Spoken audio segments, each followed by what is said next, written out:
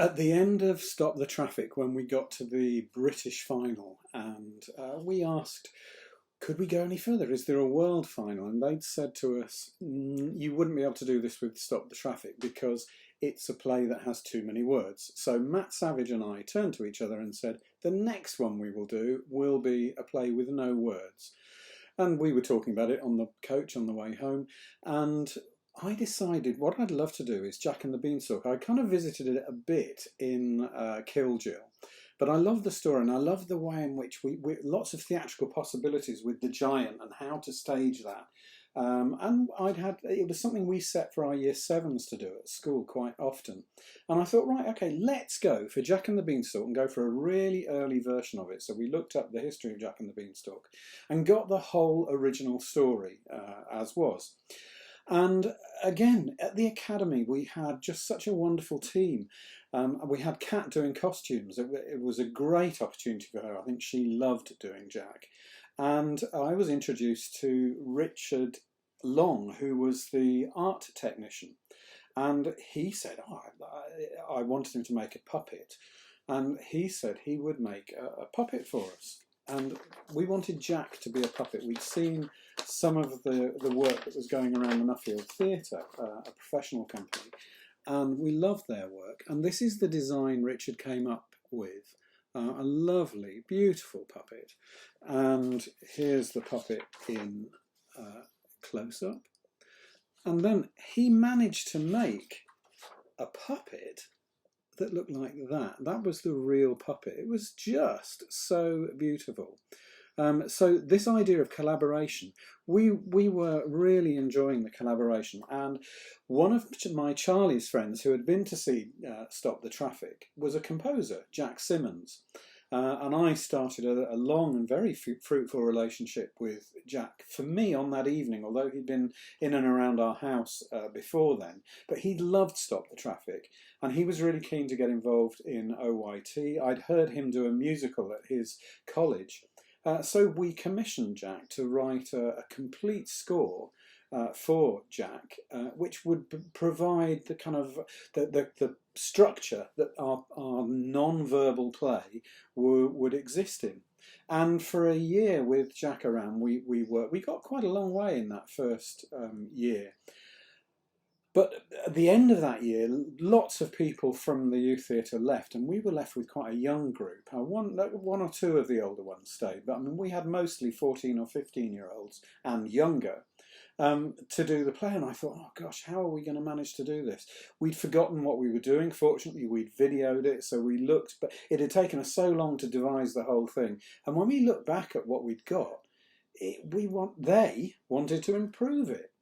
And again, in terms of collaboration, I had with me, to plug any holes of lack of creativity I might have, Carly Sefton Wilson and Gemma Aked-Priestley. Carly had been in youth theatre millions of years ago and had come back when the Save OYT started, as the Academy was taking over.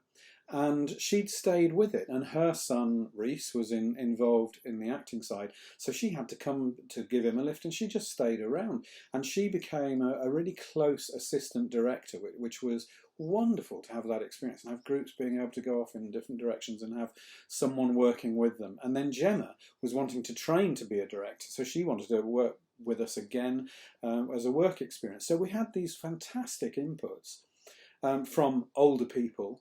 And then we'd searched for a company who would help us do the puppeting and learn how to do puppeting. And I discovered there was a group called Hand to Mouth who lived halfway on my journey to the Oaklands Theatre, and got them involved. They helped us design the puppets. We had a wonderful cow puppet. They had this idea that we should use things like milk cartons to make the cow. So Richard developed their ideas, and they came in and did puppet training with us, with Kyle specifically, who had to operate the Jack puppet. It was an absolutely wonderous experience. But in that second year, we started again in September, really, and redid the whole thing, ready for our performance in March. And when we put it in, I've written down here, my oldest son said at the end of it, "God, Dad, that was a bit artistic for you," and it certainly was. It was a beautiful production. So we had a beautiful that floor cloth came again. It was repainted. A wonderful book was designed. We used to laugh about the fact we had these kids from our little estate all dressing up as fairies and stuff. It was a great visual feast, very different to what we'd done before. And Chris Webb designed this wonderful poster for us, which also became the programme. And we performed it, we did it without any words, we achieved our aim, and it said in the review, Jack and the Beanstalk, a production that was largely wordless. I think the only things we said was Jack, and there were gobbledygook words, but very, very few, and incorporated puppetry as a key element, was certainly not run-of-the-mill. But as the recent film The Artist has reminded us, words are not essential for self-expression, and their lack here was no lack at all. The production had a strong visual quality and a dynamic, articulated performances from the cast.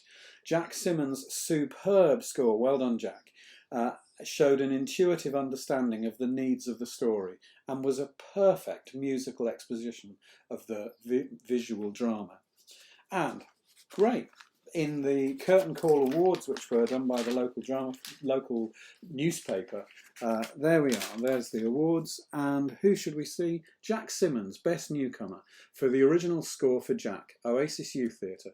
Jack Simmons' score was a brilliantly crafted aural landscape.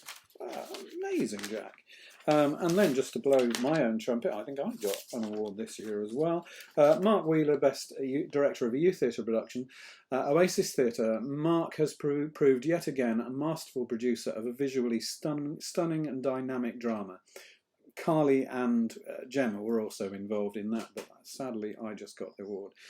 Youth Ensemble Award, Jack, Oasis Youth Theatre, a stunning, original and dynamic production that dazzles and beguiles in equal measure. So off we went to the Totton Drama Festival, and there we had Louise Manders doing the adjudication for us, and she said, "This is what youth theatre and teamwork is all about, and this company of players were at one with each other." Jack, played by Kyle Nicholas, was a demanding role reminiscent of other well-known puppet-based theatre, which was extremely well handled. The puppet was alive, and Kyle made it work. The happy times, the walking, the fear, the eventual demise. That was an incredibly sad scene with him and Natasha in that scene. Just wonderful, Jack's demise. All were creatively manipulated. When the puppet reached its eventual end, we were devastated. The scenario appeared to have been created with remarkable and relaxed talent. It wasn't relaxed all the time, but it's lovely to be able to give that as how we were. An excellent piece of ensemble playing which weaved its magical and fantastic wand over us all. All opportunities were taken within every aspect of theatre skills to produce a tale that will be remembered by everyone. And remember, we were wanting now to go to the British final and then on to the world stage, and we won the Totton Drama Festival, which put us through to the second round, and we won with even more points than we'd managed to get in Stop the Traffic. So we were on the road. We were on the road to the quarter-final and then the semi-final if we were lucky there. Jack. And hopefully we're going to make this available. It has been done by other youth theatres.